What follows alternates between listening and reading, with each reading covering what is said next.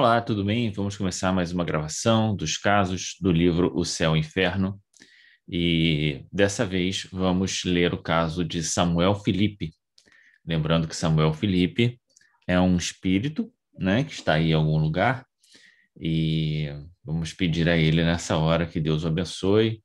Nosso agradecimento ao seu relato, que certamente vai nos enriquecer. E estando ele nessa condição já de espírito feliz, pedimos também que ele nos ajude dentro das suas possibilidades, com a sua oração, com a sua vibração, para que a gente também possa sair dessa encarnação numa condição melhor do que a que chegamos. Se você não assistiu os outros casos dos Espíritos Felizes, tem um cardzinho aqui em cima que você pode acessar as outras leituras. E se você tem interesse em saber e acompanhar e estudar algum caso em particular daqueles que estão no livro O Céu e o Inferno, também tem um cardzinho aqui com os outros casos, com todos os outros espíritos. A gente está terminando agora os espíritos felizes, que ainda falta uma quantidade razoável pela frente, mas estamos agora terminando esses casos com a felicidade, é claro. Muito bem, vamos então compartilhar aqui a tela para que a gente leia conjuntamente o caso e veja dessa narrativa o que nós podemos aproveitar dela, certo? Deixa eu só ajeitar aqui um pouquinho a tela para a gente... Pronto, agora ficou melhor assim. Vamos ver então o caso de Samuel Filipe. Era um homem de bem na verdadeira acepção da palavra. Então a gente já vê aqui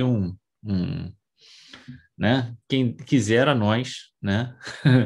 Na primeira frase que alguém dissesse sobre quem era o Pedro, quem era o João, né? O Maurício, né? Ah, ele era um verdadeiro homem de bem. Nossa, né? Que orgulho, né? Que coisa boa se a gente pudesse escutar isso de nós mesmos, né? Sobre nós mesmos, né?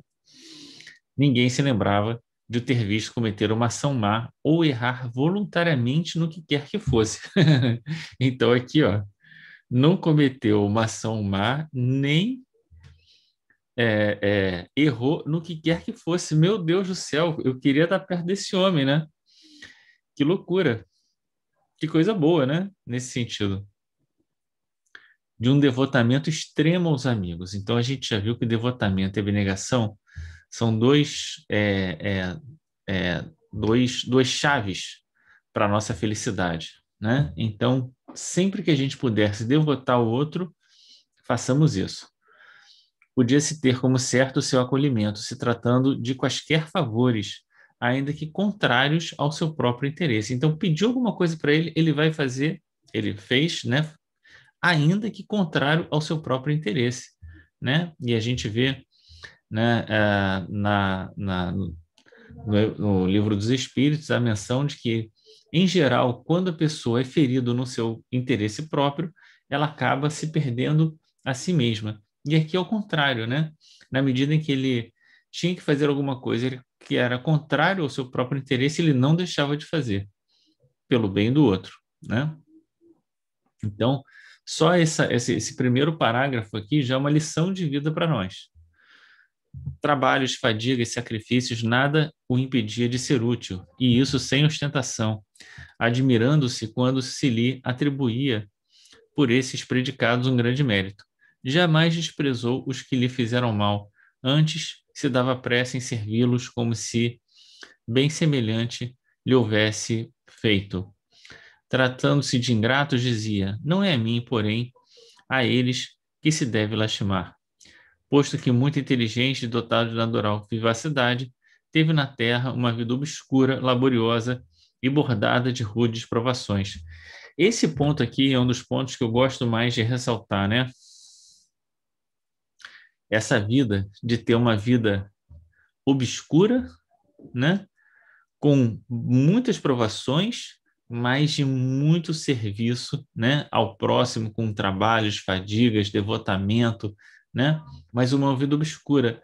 Quem foi Samuel Filipe? Talvez a gente não consiga localizar na história, mas não importa, né? Ele passou ali silenciosamente, sem chamar muita atenção, mas cumpriu o seu dever, o que era o mais importante. Podia se comparar a essas naturezas de escol que vivem na sombra, das quais o mundo não fala e cujo brilho não se reflete na terra. Aurira no conhecimento do Espiritismo uma fé ardente na vida futura e uma grande resignação para todos os males da existência terrena. Então aqui, né, a gente já viu também no estudo do Evangelho a importância da resignação, né? Ele está só é, acertou, né? Finalmente faleceu em dezembro de 1862, na idade de 50 anos, olha aí, a idade que eu tenho agora, de moléstia atroz, sendo o seu passamento muito sensível à família e aos amigos. Evocamo-lo alguns meses depois do trespasse. Né? Então, um espírito que tinha tudo, né? Todas as credenciais, tudo que a gente possa imaginar de uma vida correta, de uma vida ok, de uma vida vitoriosa, ele teve. Morreu relativamente jovem, né? 50 anos, mas, claro, em 1862, 50 anos, era um pouco mais idoso do que em 2021, mas, de qualquer forma, vamos ver como vai ser o relato dele, então, na vida espiritual.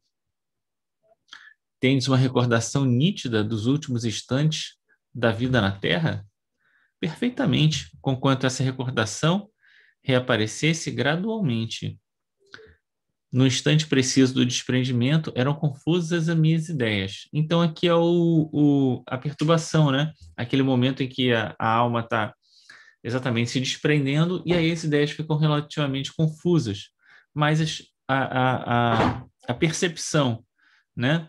A recordação dos últimos instantes da vida foram voltando gradualmente na medida em que esse desprendimento, então, foi se dando e esse sentimento, né? Essa perturbação foi se desfazendo, ao que parece aqui. Vamos continuar aqui na leitura para ver se é isso mesmo. Quererias, a bem de nossa instrução e do interesse que nos mereceis pela vossa vida exemplar, descrever como ocorreu o vosso trespasse da vida corporal para a vida espiritual, que essa é sempre a grande questão, né? O que acontece na hora da morte? Então ele responde, de bom grado, tanto mais quanto a narrativa não aproveitará somente a vós, mas a mim próprio. Por isso que, dirigindo o meu pensamento para a terra, a comparação faz-me apreciar melhor a bondade do Criador. Sabeis de que tribulações provei na terra. Entretanto, jamais me faltou coragem na adversidade, graças a Deus. E hoje felicito-me. Quanta coisa perderia se houvesse desanimado. E ainda tremo ao pensar que tudo quanto sofri se anularia caso desfalecesse, tendo de recomeçar novamente as provações. Né? Olha só essa responsabilidade aqui para todos nós ao ler essa passagem, né? Ele está dizendo o quanto ele foi perseverante e o quanto isso teve de retorno para ele no mundo espiritual. E aí ele vem dizer: tremo ao pensar que tudo quanto sofri se anularia, né? Eu acho que isso aqui é uma das coisas mais delicadas para a gente, né? Você sofrer e perder e ter que começar tudo de novo. Caso desfalecesse, então tinha que recomeçar novamente as provações, né? Eu acho que isso é o que traz para o espírito mais aquele sentimento de nostalgia, que é o que, acho que não é nostalgia, é melancolia que fala no Evangelho, né? É o espírito que sente que, puxa, eu ainda estou aqui, né? Um desfalecimento, um entristecimento pelas suas próprias quedas, né? Pelo próprio tempo perdido. Ó, meus amigos, compenetrai-vos firmemente dessa verdade, pois nela reside a felicidade do vosso futuro. Nessa verdade que é a necessidade de aproveitar a experiência para não desfalecer, não perder a aprovação e não ter que recomeçar, né? Não é, por certo, comprar muito caro essa felicidade por alguns anos de sofrimento. Ah, se soubesses O que são alguns anos comparados ao infinito? Se de fato a minha existência teve algum mérito aos vossos olhos, outro tanto não dirias das que a precederam. Então ele está falando agora das existências anteriores, né? Quer dizer, essa última foi vitoriosa, mas as anteriores nem tanto. E não foi senão a força de trabalho sobre mim mesmo que me tornei o que ora sou. Então aqui tem outra chave, né, absolutamente importante que a gente deve pensar, que é a necessidade de fazer um trabalho sobre si mesmo, né, para que a gente possa sair vitorioso. Sem esse trabalho sobre si mesmo, tudo, nada tem, nada vale, porque não é de fora para dentro, é a gente aproveitar as circunstâncias de fora para se renovar por dentro, né? Para apagar os últimos traços das faltas anteriores, era-me preciso sofrer as últimas provas que voluntariamente aceitei. Foi na firmeza das minhas resoluções que escudei a resignação a fim de sofrer sem se queixar.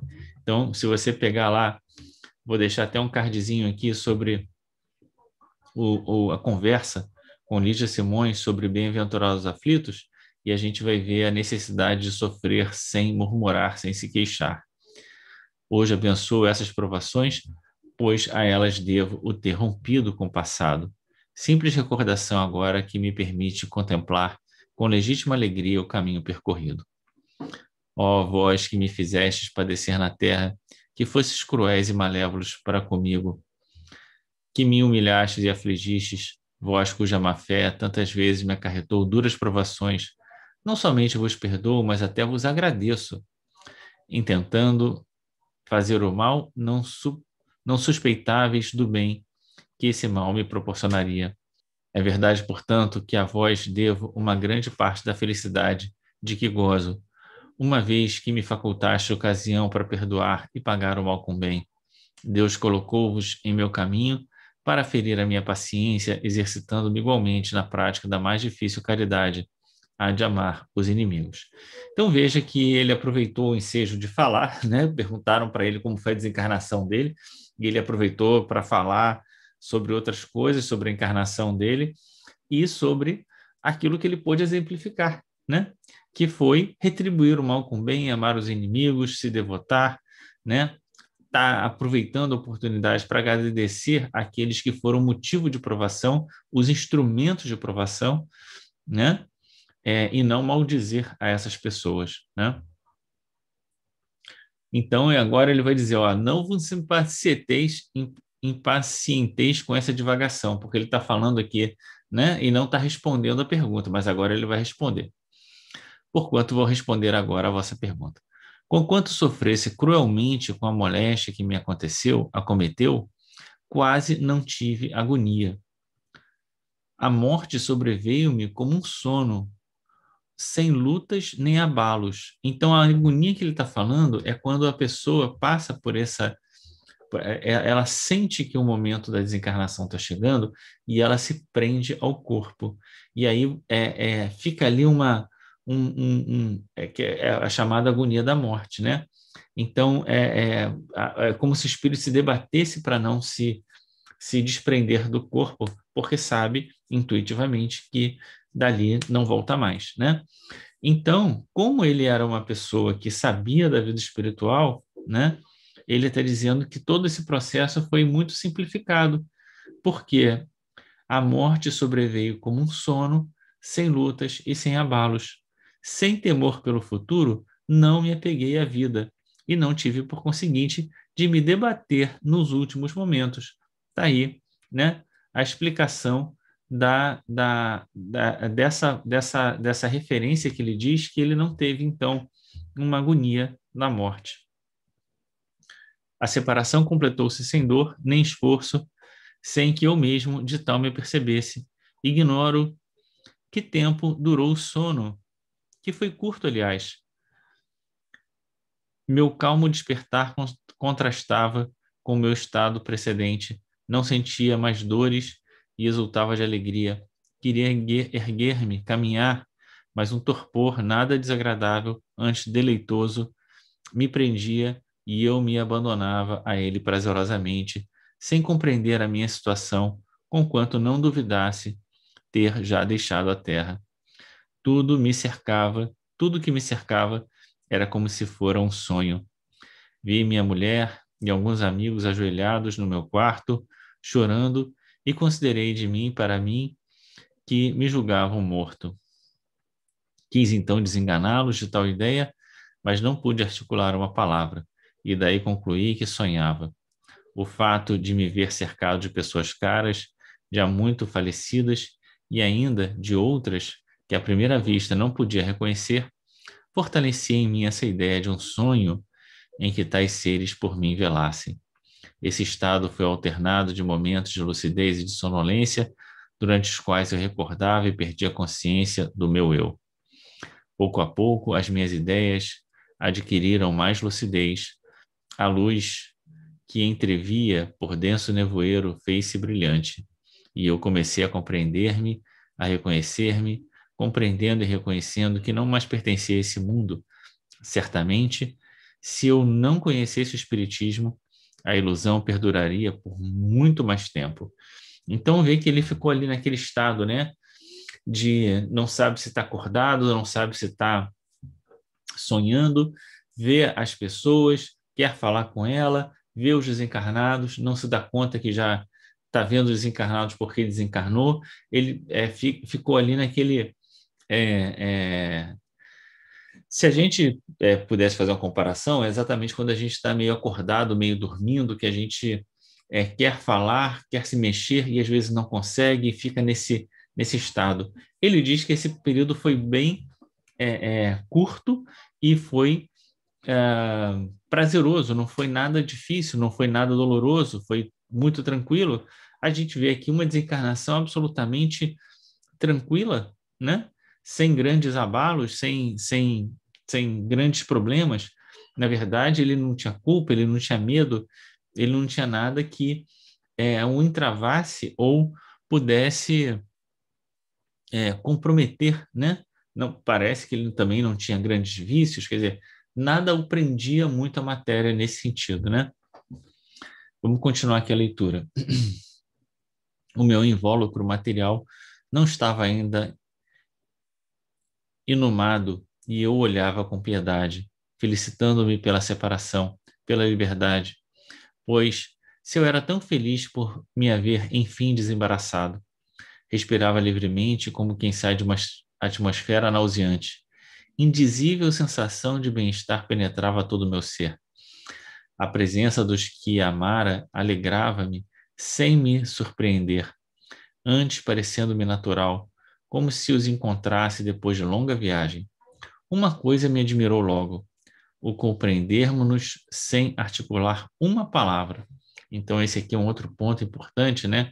Que é a ideia de que no mundo espiritual basta o pensamento, o sentimento, que você já se comunica com os outros.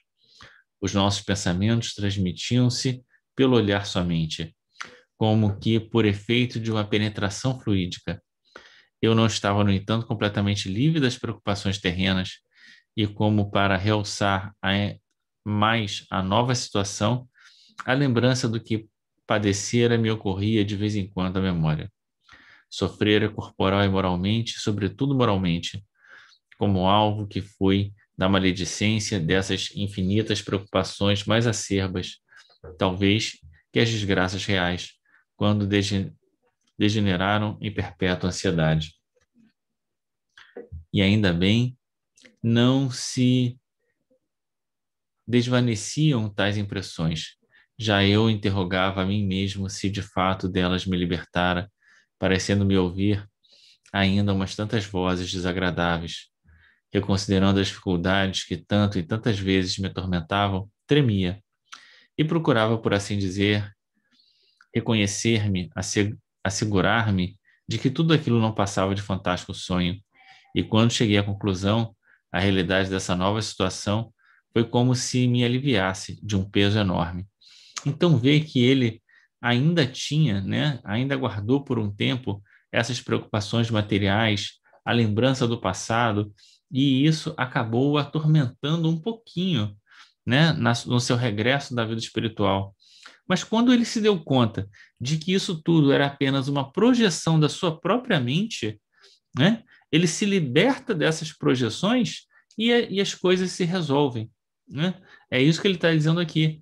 Nada mais é essa perturbação que ele teve, né? Perturbação agora nesse sentido aqui, do que um recolocar na mente dele das preocupações, isso volta, né? Toma o seu espírito, por assim dizer, né? Ele treme, né? É o que ele está dizendo aqui, né? Tremia, né? Por recordar tudo isso, mas quando ele se dá conta de que é apenas uma recordação, ele deixa isso para trás e se sente aliviado, né? E é o que a gente deve fazer ainda encarnado, né? Tem uma coisa que nos atormenta, deixa isso para trás, tira isso da cabeça, pensa outra coisa e vamos em frente. Vamos continuar aqui. É bem verdade, dizia, que estou isento desses cuidados que fazem o tormento da vida, graças a Deus. Também o pobre, repentinamente enriquecido, duvida da realidade da sua fortuna e alimenta por algum tempo as apreensões da pobreza. Assim era eu. Ah, pudessem os homens compreender a vida futura, e que força, que coragem essa convicção não lhes daria na adversidade. Então, há uma questão do Livro dos Espíritos, que eu vou colocar aqui embaixo, que os espíritos, acho que é Santo Agostinho, vem dizer que a finalidade da doutrina espírita é clarear, fazer compreender a vida futura, e por isso o tema da vida futura está exatamente no capítulo 2 do Evangelho, para que a gente não tenha dúvida sobre a vida futura e que essa compreensão da vida futura nos dê coragem e convicção diante das adversidades. Quem deixaria então na terra de prover e assegurar-se da felicidade que Deus reserva aos filhos dóceis e submissos? Gozos ambicionados, invejados, tornar-se-iam mesquinhos em relação aos que eles negligenciam. Então, pergunta agora, esse mundo tão novo e comparado ao qual nada vale o nosso, bem como os numerosos amigos que nele reencontrastes, fizeram-vos esquecer a família e os amigos encarnados? Ele está tão, né, animado com tudo isso que isso te faz esquecer aqueles que ficaram na retaguarda, né? E a resposta: se os tivesse esquecido, seria indigno da felicidade de que gozo. Deus não recompensa o egoísmo, pune-o. O mundo em que me vejo pode fazer com que desdenhe a terra, mas não os espíritos nele encarnados. Somente entre os homens é que a prosperidade faz esquecer os companheiros de infortúnio. Então, olha só que crítica ele está fazendo, né? Quantas pessoas que acabam, né, tendo a posse de riquezas e, por isso, acabam esquecendo aqueles que estão no infortúnio, né? E só pensando em si. Muitas vezes vêm visitar os que me são caros, exultando com a recordação que de mim guardam, seu pensamento me atrai para eles. Assisto às vossas conversas e gozo se gozam ou sofro se sofrem. O meu sofrimento é, porém, relativo e não pode comparar ao angustioso sofrimento humano, uma vez que compreendo o alcance, a necessidade e o caráter transitório das provações que são para o bem. Esse sofrimento é, ademais, suavizado pela convicção de que aqueles a quem amo virão também, por sua vez, a essa mansão afortunada, onde a dor não existe. Se também fizerem jus, né, a tudo isso, né? Para torná-los dignos dela, olha aí, dessa mansão, é que me esforço para sugerir-lhes bons pensamentos e, sobretudo, a resignação que tive consoante a vontade de Deus. Então, a gente queria muito que Samuel Felipe também nos colocasse na sua lista de intercessória, né? Vem aqui dar uma força aqui para todos nós nas nossas lutas ainda. A minha desolação avulta quando vos vejo retardar o advento por falta de coragem, murmúrios, vacilações e, sobretudo, por qualquer ato reprovável. É assim que os espíritos superiores nos olham, né? Tanto olhando a provação como uma porta, né? É uma possibilidade de renovação, de expiação do passado, quanto também, né, vêm junto a nós, se alegram com as nossas alegrias, sofrem com os nossos sofrimentos e buscam, né, nos ajudar, nos encorajar diante das provações. E aqui ele vai dizer, né, da desolação quando percebe que aquelas pessoas que lhe são caras acabam, né, tropeçando, vamos dizer assim, né, por falta de coragem, por reclamações, vacilações e ainda por cima por atos reprováveis. Trato então de os desviar do mau caminho, e se consigo, é uma felicidade não só para mim, mas para outros espíritos. Quando, ao contrário, a intervenção é improfícua, exclamo com pesar, mais um momento de atraso, mas consola-me a ideia de que nada se perde irremissivelmente. Então, né? Mais um momento de atraso. Que a gente pense bem sobre esse exemplo de Samuel Felipe, né? Sobre o quanto ele conseguiu vencer por não reclamar, por se devotar, por fazer um esforço sobre si mesmo. Eu acho que esse é o ponto mais importante, né? E que desencarnação tranquila ele teve, né?